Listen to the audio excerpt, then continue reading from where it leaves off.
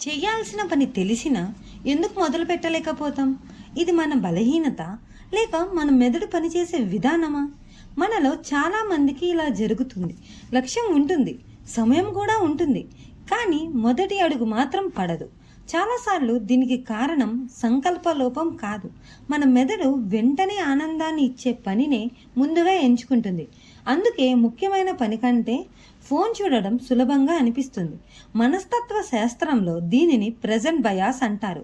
పూర్తి పనిని కాదు, కేవలం 2 నిమిషాల మొదటి అడుగును మాత్రమే ప్రారంభించండి. ప్రారంభం జరిగిన తరువాత అదే పనిని కొనసాగించడం మెదడుకు మరింత సులభమవుతుంది. మన జీవితాన్ని మార్చేది ఒక పెద్ద అవకాశం కాదు, ప్రతిరోజు మనం వేసే చిన్న మొదటి అడుగే.